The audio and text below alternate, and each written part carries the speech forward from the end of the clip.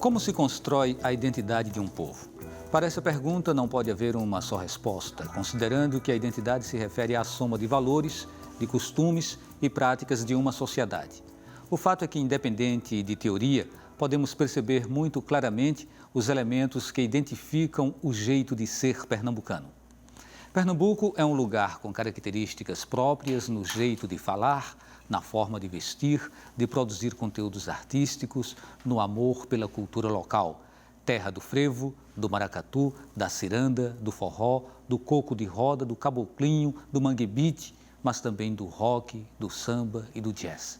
Do cinema, do teatro, da literatura, da televisão e de tantas outras realizações. Sobre essa identidade múltipla, convidamos para debater o tema Silvério Pessoa, músico e pedagogo. José Manuel, diretor de teatro e gerente de cultura do SESC. Valmir Chagas, ator, músico e palhaço. Bem, sejam bem-vindos, na expectativa de que façamos um programa bem animado, bem divertido, né, e provocativo também. Então, primeiramente, a gente precisa saber de onde vocês vêm, né? Você nasceu onde, Silvério? Eu sou de Carpina, sou da zona da Mata Norte e, na realidade, a minha produção artística é uma ressonância constante desse meu imaginário na zona da Mata Norte. Então, eu sou oriundo de Carpina e moro em Recife já há alguns anos. Uma região com uma característica bem própria, né, que se diferencia, inclusive, das outras regiões. Inclusive, Pernambuco tem disso, né? Essa divisão por regiões faz com que as pessoas sejam diferentes a partir do lugar de onde elas surgem. Pois é, inclusive na sua apresentação, aí, na sua abertura, essa síntese é digna de um congresso, né? Não dá para a gente... não vamos conseguir dar conta aqui dessa complexidade que é o que identifica um povo e, mais especificamente, o que identifica o povo pernambucano, não é? Então, eu acho que dentro dessa síntese, né, quais são os fatores, o que constrói a identidade de um povo, tem essa peculiaridade, esse caleidoscópio mesmo, né? Você pode perceber que a zona da mata é diferente do agreste, que já é diferente do sertão, que já é diferente também da cultura urbana, né? Porque a urbanidade também gerou uma cultura, né? Cultura de rua e tudo. Então, mas, enfim, no meu caso, o que me identifica ainda, transportando isso para a minha produção artística, ainda é a zona da mata. Uma zona que tem um histórico de engenhos, de cana-de-açúcar, de produção agrícola, né? E de onde vem o maracatu rural, de onde vem as cirandas, né? Aí a feira, né? Dizer, no sábado, vovó me levava para a feira e né? Aquela pluralidade de agricultura, de artesanato, de mamulengo em Carpina, dos cantadores de viola, a rádio, né? A Rádio Planalto de Carpina. Então, eu acho que nesse núcleo de Zona da Mata, todos esses elementos constituíram o que hoje eu sou como pernambucano. José Manuel, levante a sua bandeira. Eu sou de Bezerros, eu sou agrestino, né? Sou da região do Agreste. Sou de Bezerros, mas eu me sinto de Jabotão dos Guararapes, eu me sinto do Recife, eu me sinto de Camaragibe, cidades por onde eu passei, onde eu trabalhei. E também, recentemente, ganhei o título de cidadão de Bodocó, então eu sou de todos os lugares, entendeu? Eu me sinto, na verdade, um pernambucano de todos os lugares. É um estado muito acolhedor que eu, como artista de teatro, como professor, como gestor de cultura, eu gravito por todos esses lugares. Eu estava hoje de manhã em Garanhuns, há 3 dias em Petrolina, então eu me sinto pernambucano de todos os lugares, mas nascido na Serra dos Bois, na cidade de Bezerros. Eu nasci de parteira, portanto, eu venho da terra, né? Eu venho das mãos de uma parteira.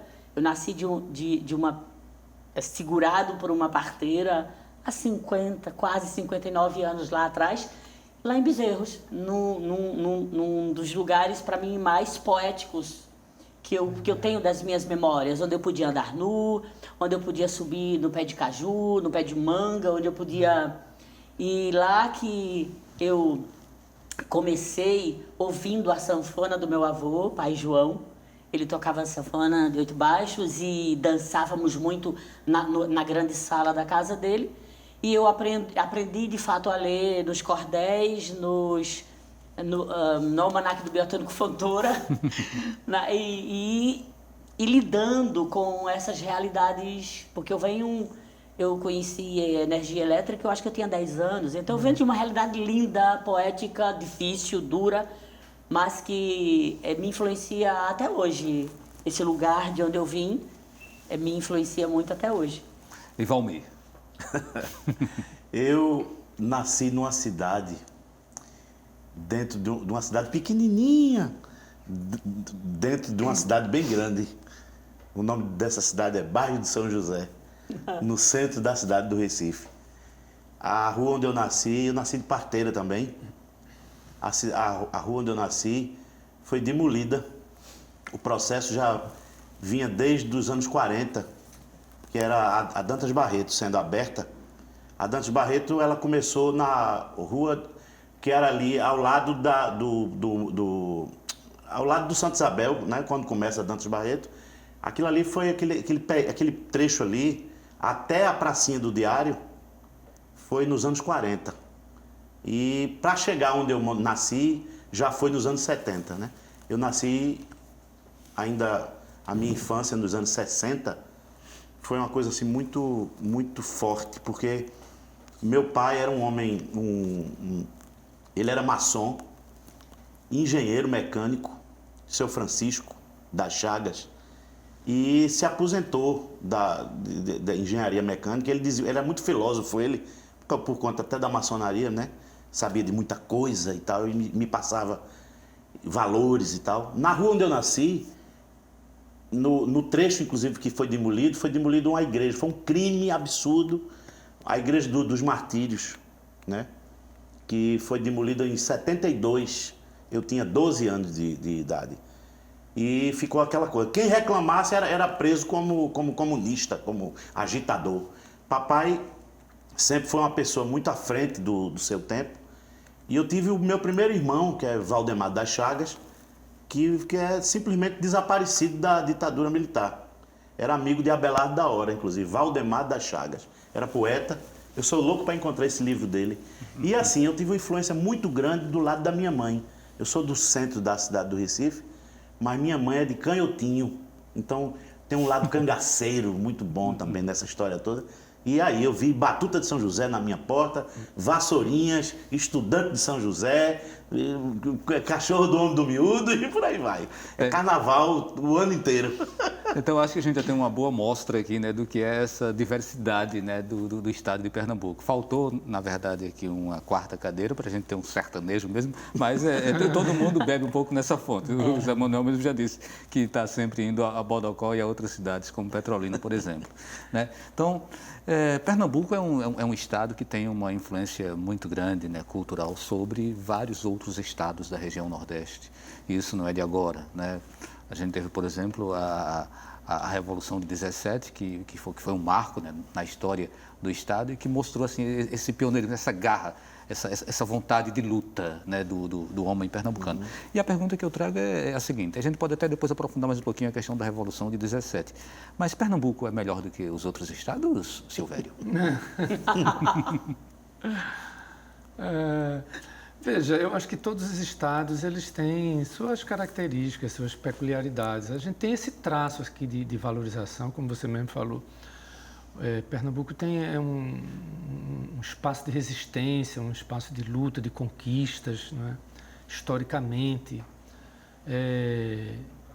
Eu colocaria assim, Pernambuco como um estado onde eclodiu diversos movimentos que pontuaram a virada de página, não é? Você tem os movimentos revolucionários e tal.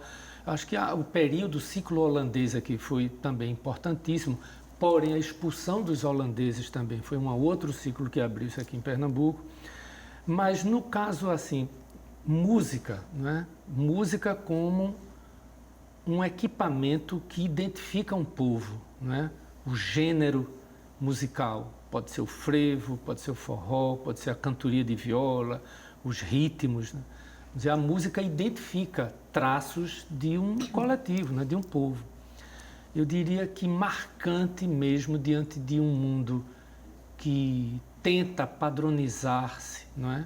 A partir da globalização desse processo, que é um caminho sem volta, né? Começa na economia, mas alcança a cultura do mundo, né? Não só do Brasil, como da Europa e tal. A gente está vendo esses processos migratórios, né, e tudo. Eu diria que uma grande virada de página em Pernambuco para essa autoestima ser retomada foi realmente o advento do movimento Mangue, que eu acho que precisa ser cada vez mais ainda aprofundado, sabe? Essa abordagem do que foi essa virada de página da música que terminou reverberando para o cinema, para a culinária, para a indumentária, para a valorização do sotaque, do modo de falar, da linguagem, da literatura, não é? E nesse contexto eu acho que Pernambuco é sim um estado que, não digo melhor, mas que soube e continua sabendo proteger-se, não é? Diante de todo esse assédio do mundo globalizado. Vou levar a pergunta para você também, Zé Manuel. Recife é a capital de Pernambuco, Pernambuco é a capital do Nordeste? Não, eu penso que a gente está num contexto... Primeiro que são muitos Pernambucos, eu concordo muito com o que Silvério coloca, mas quando eu paro para pensar assim em Pernambuco, da mesma maneira que não existe uma África, não existe um Pernambuco. São tantos Pernambucos, e talvez seja isso, e a forma como nós, de algum modo, valorizamos essas diferenças que faz com que a gente, de fato, se destaque nesse panorama. A gente tem muitos movimentos no cinema, se a gente pega o ciclo do cinema, se a gente pega o Super 8, se a gente vai para a literatura, no teatro, quer dizer, a gente lembra que nos anos 80, 90, nós éramos o terceiro polo de produção de teatro no Brasil. Hoje não somos mais, mas as organizações políticas do teatro brasileiro, nas organizações políticas do teatro brasileiro, nós sempre estivemos presentes, né? Se nós pegarmos os anos 80, 90, que foram marcados pela existência de movimentos nacionais que trabalhavam as questões políticas, dos avanços políticos, as lutas políticas no campo do teatro, a gente vai sempre contar com a presença de lideranças pernambucanas, de artistas, da militância de Pernambuco. Se formos para o campo político, a gente tem também referências super significativas no processo histórico do Brasil, a partir do próprio governador Miguel Arraes. Dom Helder Câmara, no campo da religião. O que representa Dom Helder Câmara como um homem de resistência, como um homem que se insurgiu à própria ordem religiosa, não é? Então, quando a gente pensa na resistência das mulheres de Tejucupapo, né, lá em Goiânia, quando a gente pensa na resistência das mulheres e dos homens campesinos da Zona da Mata, das resistências na cana-do-açúcar, a própria existência de Paulo Freire, como talvez uma das maiores lideranças no campo da educação no mundo. Então, isso tudo vai dando para a gente uma carga, não é? Esse traço de pertencimento, essa ideia de pertencimento. Chegar na Ilha do Maçangano, em Petrolina, Dona Amélia, a grande mestra do samba de véio da Ilha do Maçangano, o Cício Gomes lá de Arco Verde, do Coco Trupé de Arco Verde, a gente vai elencando representações, ou quando a gente pensa lá mesmo em Bodocó, infelizmente se foi recentemente, Seu Bindô, uma das vozes mais lindas do aboio, o vaqueiro pernambucano, sabe? Agora, é claro que isso não são figuras presentes somente no nosso estado de Pernambuco. Mas, de algum modo, a gente consegue valorizar isso, né?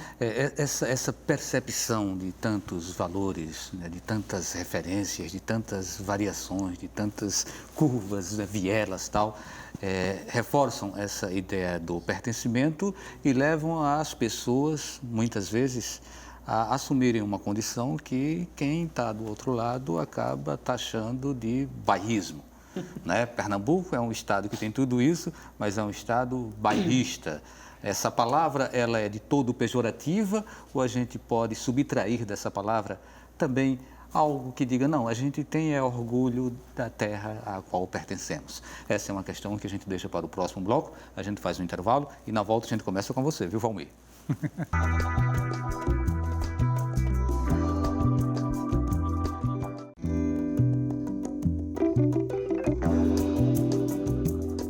O Opinião Pernambuco está de volta com o tema Identidade Pernambucana. Participam Silvério Pessoa, músico e pedagogo; José Manuel, diretor de teatro e gerente de cultura do SESC; Valmir Chagas, ator, músico e palhaço. Bem, Valmir, a gente fez aquela provocação sobre a ideia de bairrismo, né, do pernambucano ser bairrista. Você é bairrista? Eu sou bairrista no sentido de que eu nasci no bairro de São José. No quesito de bairro mesmo eu sou. Mas que, inclusive, essa palavra tem essa origem, né? Por conta da sua tribo, sentido né? local, o seu né? bairro, Mas essa questão, por exemplo, isso é uma coisa que me toca há muitos anos, essa questão que a gente estava falando aqui, que existe até uma piada sobre isso, de Pernambuco é o melhor, o maior, o melhor, não sei o que. O pessoal brinca muito com isso. Mas isso, se você olhar direitinho, uma coisa não acompanhou a outra. Ou seja, quando se fala Estado da Federação, Pernambuco é muito maior do que um Estado da Federação.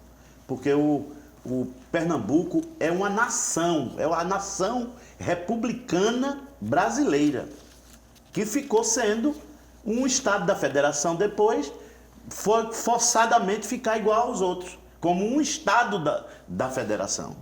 É por isso que ele dá essa... Né? E na questão, inclusive, do mapa, foram sendo cortados. Né? Alagoas foi cortada, aí virou a província, né? Pertencia o lado da Bahia todinho, até o norte de Minas. Tudo era Pernambuco no sentido do mapa. Né?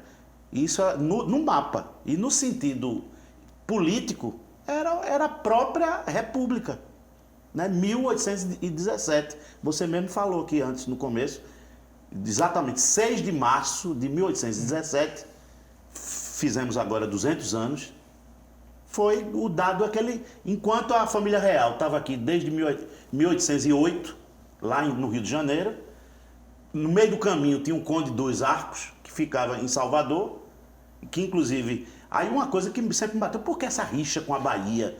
A gente tem essa coisa... Por conta disso também, o exército baiano invadiu Pernambuco para dizimar os republicanos pernambucanos.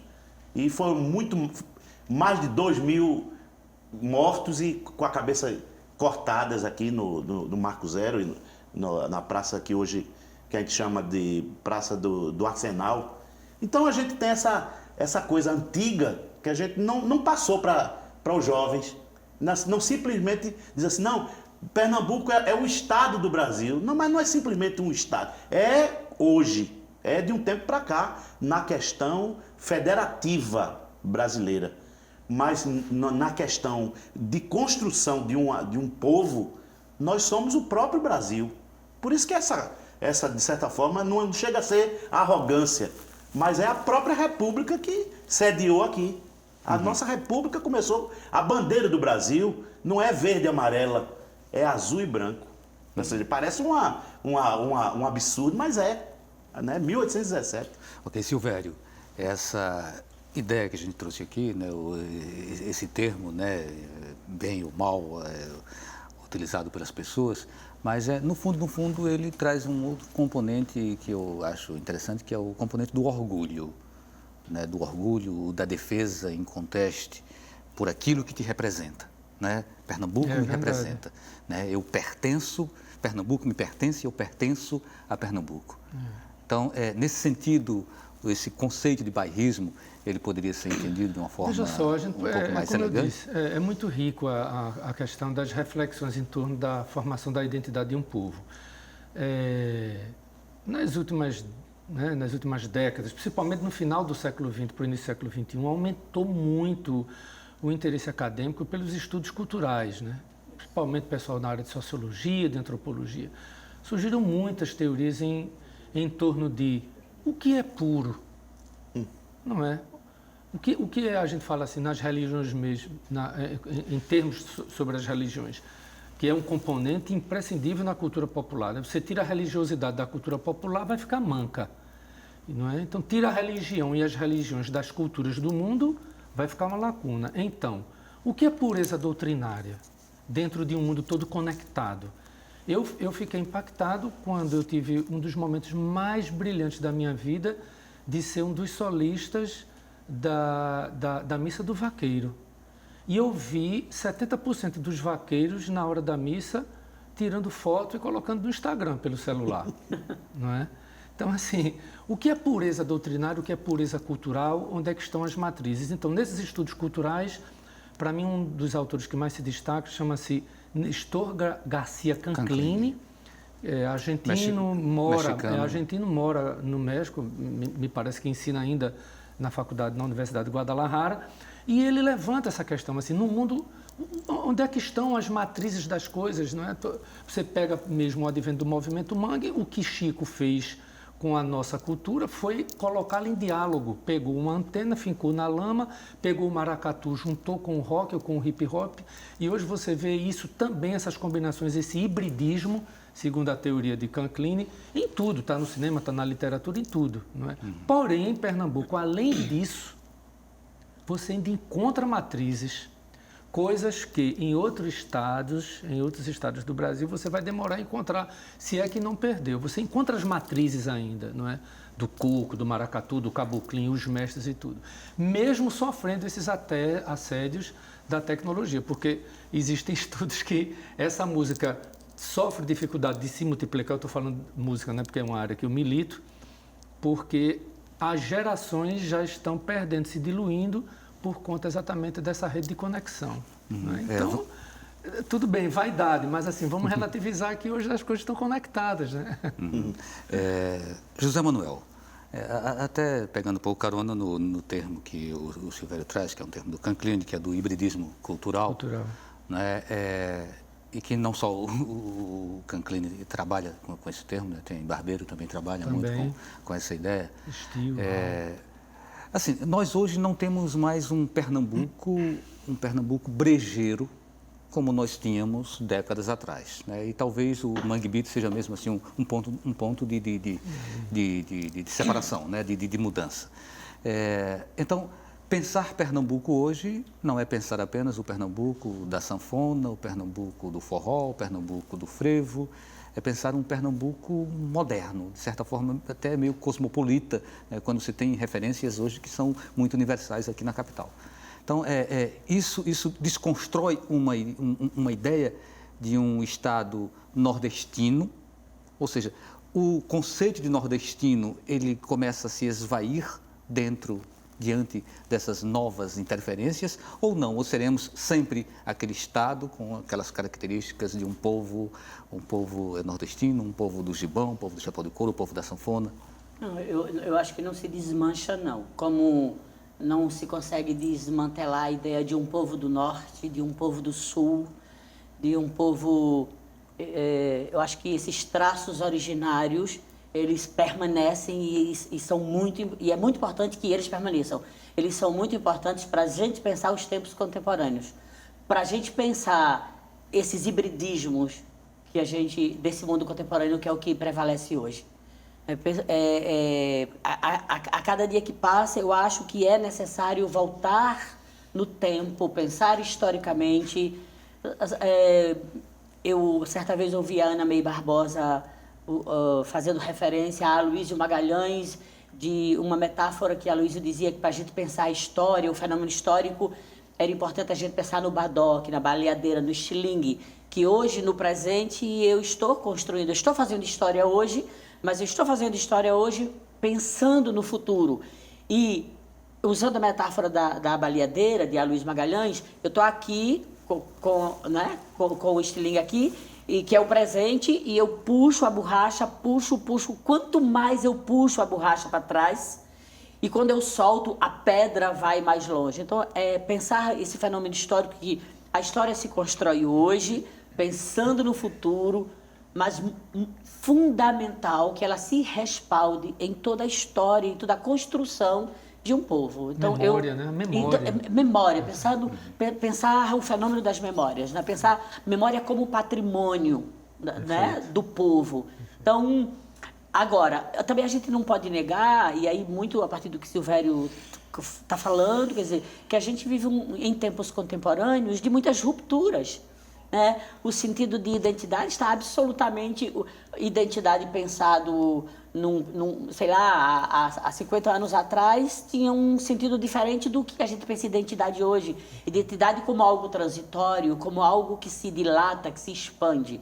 Isso mexe com o conceito de território, isso mexe com o conceito de fronteira, com tudo, né? Eu estou aqui agora conversando com vocês, mas se eu quiser, eu num segundo, eu fico sabendo o que é que está acontecendo na minha casa ou em qualquer lugar do mundo. Então, né? As tecnologias e as culturas contemporâneas, pensando cultura como movimento, né? As culturas contemporâneas, elas aproximaram as distâncias. Claro que isso mexe muito nesse sentido de pertencimento, mas essa nordestinidade, ela não se desmantela. Sabe? Esses traços, eles não se perdem. Ao contrário, eles se fortalecem. E alguns estereótipos, como se coloca, se fortalecem também, né? Sim. Como, por exemplo, de que Pernambuco é a terra do frevo. Pernambuco foi, e parece-me que sempre será a terra do frevo. E esse frevo que ele tem uma força muito grande lá no bairro de onde você veio, Valmir, né? Então, essas referências do frevo, maracatu, né, das troças, do caboclinho, do maracatu do baque solto, do baque virado. Então, assim, há uma diversidade muito grande que acaba passando para quem está lá do outro lado essa impressão, né, de que Pernambuco é definitivamente a terra desses valores.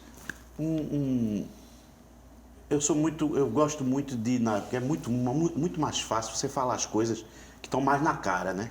Eu sempre tive uma coisa meio de sempre olhar aquilo que está na frente e ir atrás do sentido, o sentido geopolítico e o sentido político mesmo da vida, né? Veja só como é uma coisa interessante. Nós falamos, quando a gente discute essa questão de brejeiro, e que não é mais, e que é universal, e o que deixa de ser, o que é moderno, o que é careta, o que é pra frente, o que é isso aqui, a gente esquece de um detalhe que a gente sofre muito aqui no Brasil por conta do seguinte: a gente, antes de se preocupar com isso, a gente tem que ver que tudo que a gente faça, onde eu quero chegar é o seguinte, é uma coisa, o que a gente passa aqui, Portugal, por exemplo, sofre em relação o norte com o sul. Porto, aquela região do Minho, como eles chamam de o reino de Lisboa. O reino de Lisboa está antenado para o mundo e é tudo. Eles não podem falar, porque eles são considerados os matutos, os cabeças chatas, né? Então o nordestino ou o nortista, né, que somos nós, que, por exemplo, Rio Grande do Norte não é Rio Grande do Nordeste, não. É Rio Grande do Norte. Então, nós somos do Norte, realmente, que é em cima, né? Então, o que acontece?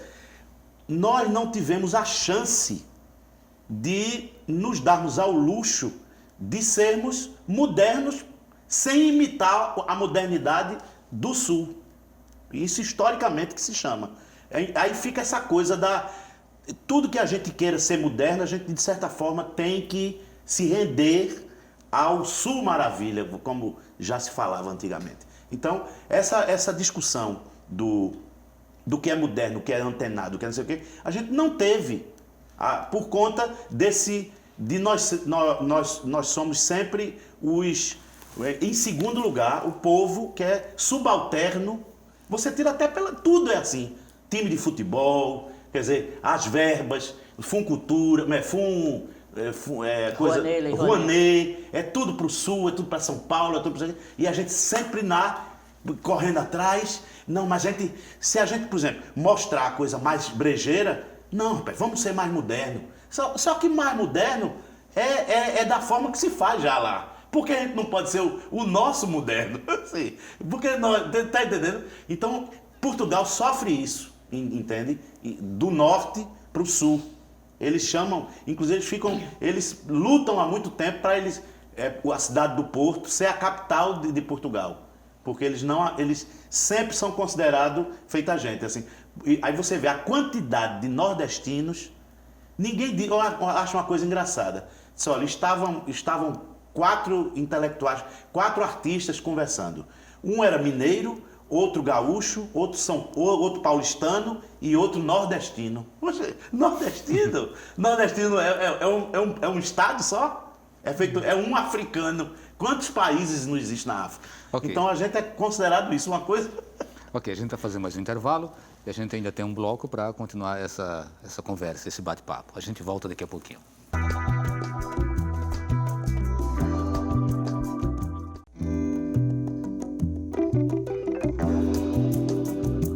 O Opinião Pernambuco está de volta com o tema Identidade Pernambucana. Participam Silvério Pessoa, músico e pedagogo; José Manuel, diretor de teatro e gerente de cultura do SESC; Valmir Chagas, ator, músico e palhaço.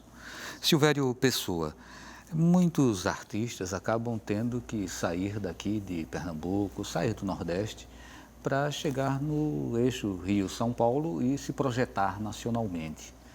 Isso causa um certo pesar, tensão, um certo constrangimento. A gente precisa realmente ir para lá para poder a gente ter um nome nacional, né? Por que o que é de lá acontece de uma forma tão rápida e quem é daqui tem tanta dificuldade?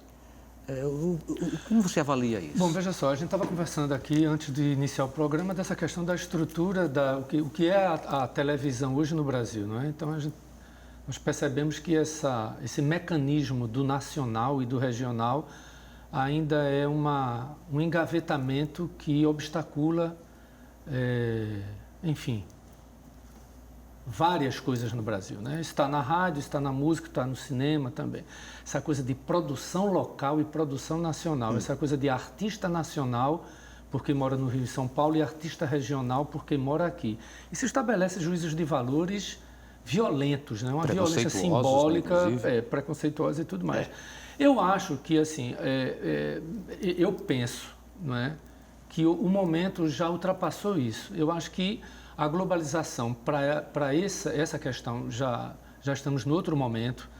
Eu hoje componho em casa com um computador, com uma placa de áudio, com minha guitarra e tal, coloco isso no Spotify ou no streaming, e hoje o mundo todo ouve minha música. E eu acho que as gravadoras começaram a ficar fluidas também com relação a isso. Hoje os deslocamentos estão muito próximos, você junta uma grana, você consegue ir para São Paulo, para o Rio, fazer show, voltar para o seu local de origem. Então esse discurso de que é preciso sair do local para poder fazer sucesso, eu acho que isso já é um debate ultrapassado, não é?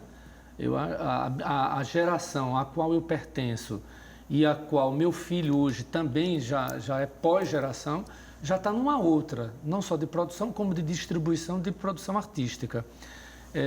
O que eu acredito é que, talvez até fazendo uma síntese também de Zé com Valmir, é que esse processo de resistência do que nós somos como identidade, dentro do tema do programa, né, é que você vê, por exemplo, um episódio recente. O que é a festa junina?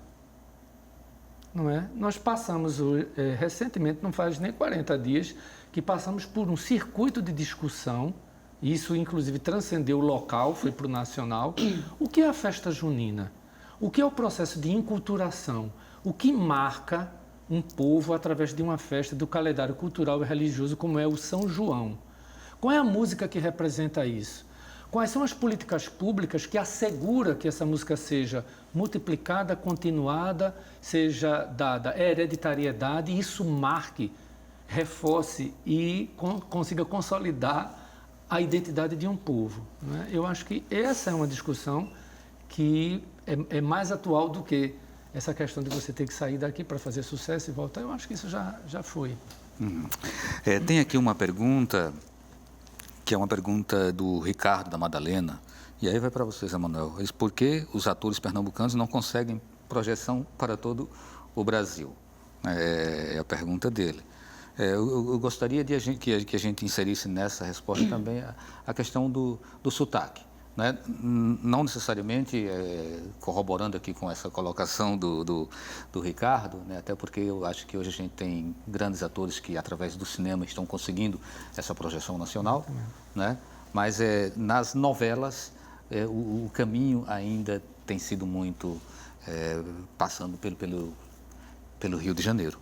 Né? Então, até que ponto o sotaque ele acaba sendo um fator impeditivo para que artistas pernambucanos eles levem o seu sotaque e cheguem a entrar, por exemplo, num produto que seja construído em nível de Rio ou São Paulo, sem que isso cause estranhamento nas pessoas. E o que acontece muitas vezes é que buscam atores que começam a fazer caricaturas em cima da nossa forma de falar. Eu acho bom. Primeiro que são questões muito amplas. Amplo demais. Muito amplas para se pensar, e a gente pode pensar essas questões por vários aspectos.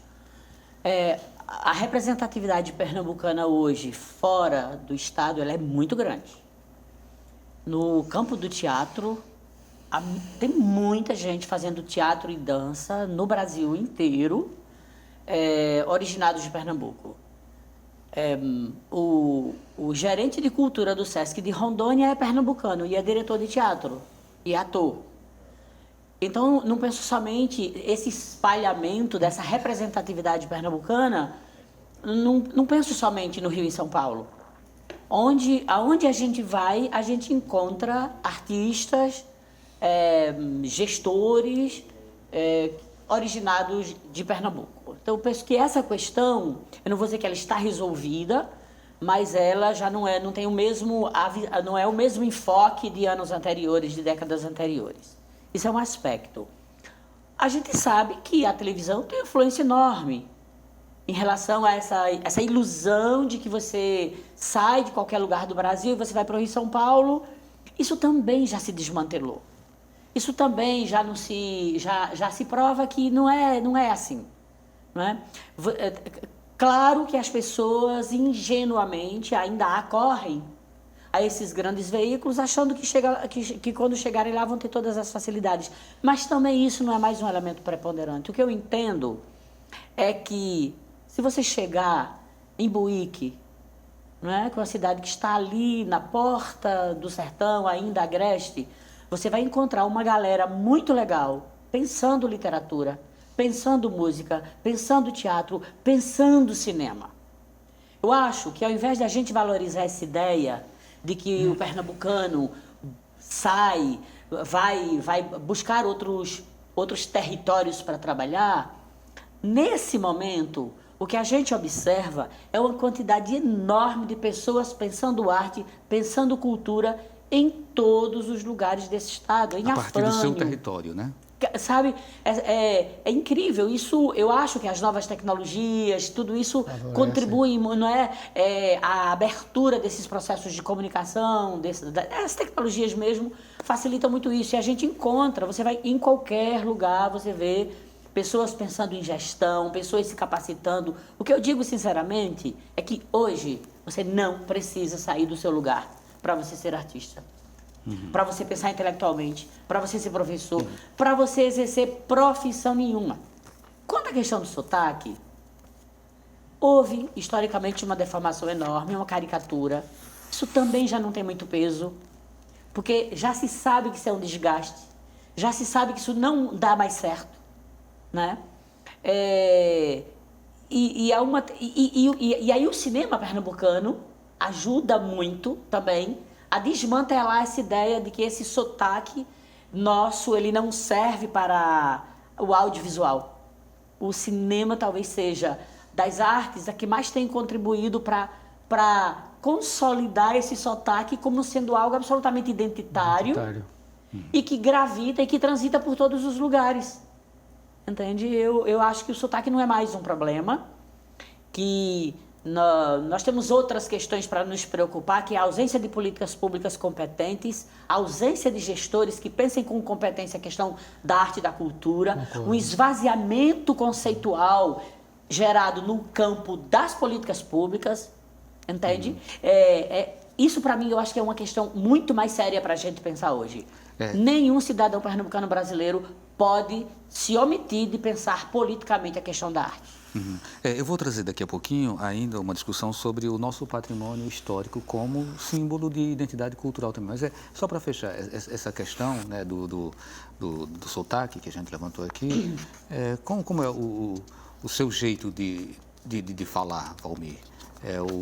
O palhaço, ele tem um jeito próprio de falar, e esse jeito próprio de falar, ele parece-me ser universal, né? Então, acho que seria um exemplo, né, da pouca importância ou da pouca relevância que devesse se dar a essa questão do sotaque. Eu acho que o palhaço, ele pode ser um símbolo disso, né? O palhaço, na verdade, inclusive essa palavra palhaço é o nome de um personagem que ficou sendo sinônimo de ser palhaço geral. Que, na verdade, o palhaço era um personagem que saiu, o nome já está dizendo, envolto em palhas. Ele ficou ridículo no momento, na Comédia dell'arte, tinha o Pierrot, Arlequim, Colombina. Podia ser hoje a gente falar, por exemplo, você vê muito isso no Bumba Meu Boi, né? Que é pernambucano, mas que se diz muito hoje por conta da influência da Zona da Mata Norte, Paraíba, que é cavalo marinho. Lá que se chama assim. Aqui é Bumba Meu Boi, né? Você vê todas as...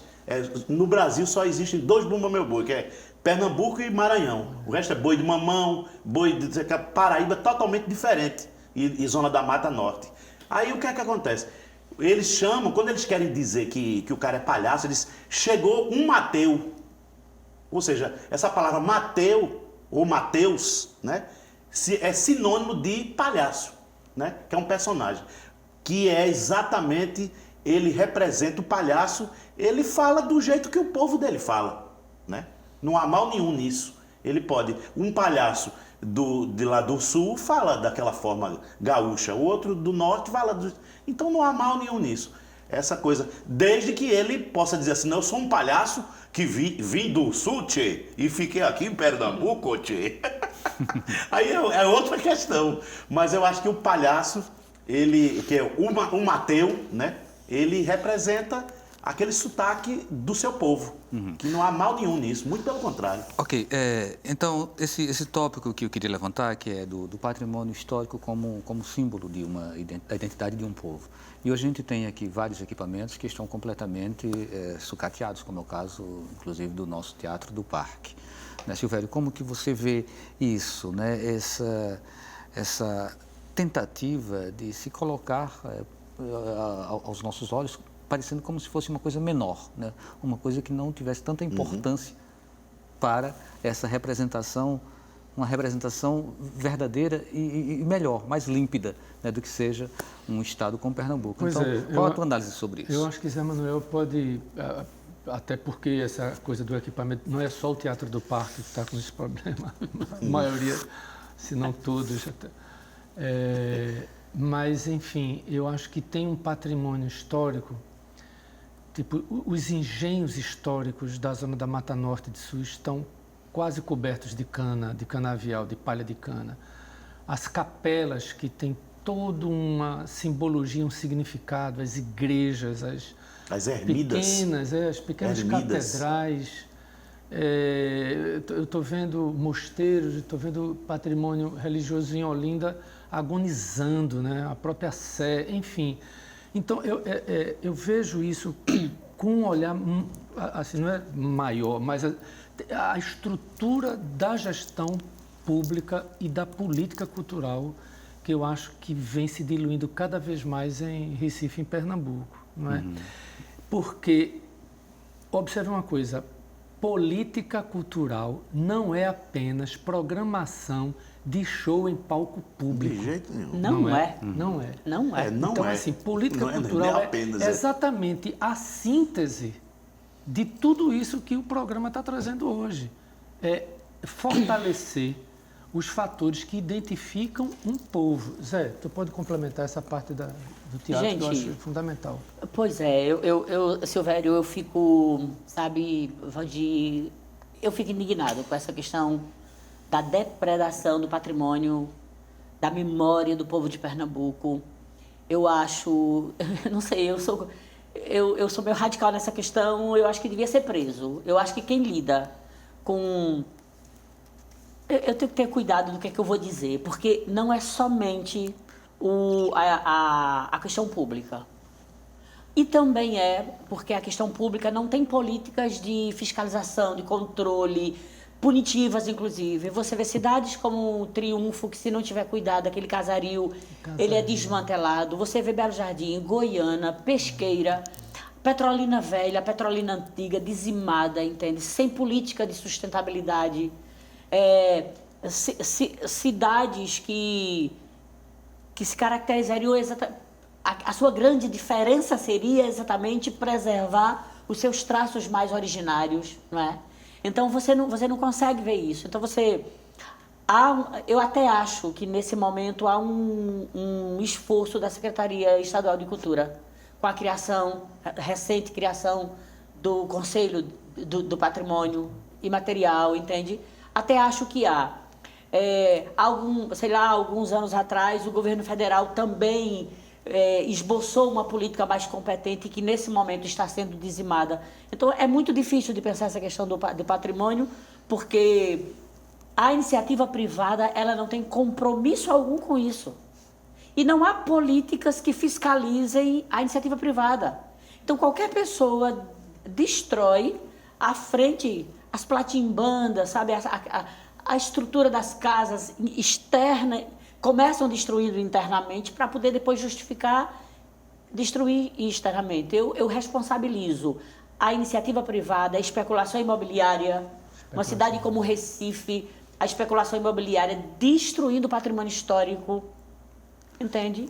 Sob a complacência do serviço público. Ok, a gente já está chegando ao final do programa. Eu queria já fazer um registro aqui de Jorge Henrique, do Cabo de Santo Agostinho. Ele dá parabéns pelo programa e pela escolha dos convidados. Ele diz: sua opinião é um orgulho para Pernambuco. Obrigado a você, Jorge Henrique. Então, nessa retinha final, agora são as considerações finais. Vamos começar com o Valmir. Valmir, qual é o teu recado para que a gente possa cada vez mais fortalecer essa nossa identidade? As considerações finais é que eu tenho muita consideração por vocês todos. Muita consideração. Eis aqui grandes figuras, assim, foi um prazer enorme, como eu sempre digo, em voltar a essa casa que tem um compromisso com a cultura, com isso que a gente está falando até agora, que é a TV Universitária de Recife. E essas figuras que estão aqui, né, Zé Manuel, que é uma figura que eu tenho o maior carinho do mundo, uma pessoa que não precisa nem falar, vocês já falaram aí muito bem, e Silvério, que ele inclusive me chama de Mimi, né? É só ele que me chama, por favor. É muito bom. Então, são pessoas que têm um compromisso com a cultura no sentido, não assim simplesmente cultura, não, é a cultura séria, a coisa de, essa política, né, que se fala aqui, a política de cultura. Então, estejam certos de que eu vou sempre bater nessa tecla. Ok, deixa um restinho. Muito obrigado, boa noite. Deixa um restinho aí para Silvério e Zé Manuel, né, Silvério? Olha, eu fiquei super feliz. Faço também jus às palavras de Valmir, de Mimi. No meu início de carreira, Valmir orientou muito a gente do cascabulho e tal, enfim. Zé, aprendi muito quando eu fui estagiário no SESC, principalmente na área de teatro, enfim, é um referencial. E a minha grande alegria mesmo no programa de hoje é perceber que o tema é inesgotável, não é? Que ele se multiplique e que as academias, as universidades, as escolas, principalmente as escolas, proliferem essa questão. José Manuel. Muito feliz também de estar aqui, gosto sempre, me convida, eu quero voltar outras vezes. Eu, assim, peço sinceramente que os gestores públicos parem e pensem que não se faz cultura sem orçamento, não se faz cultura sem dinheiro.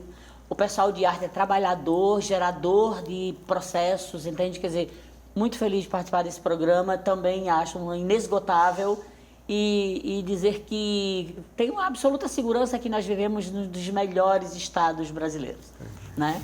Vamos em frente. Estado de espírito. Ok, então a gente agradece a participação de vocês, agradecemos também a sua participação. O Opinião Pernambuco de hoje fica por aqui. A todos uma boa noite e até o próximo.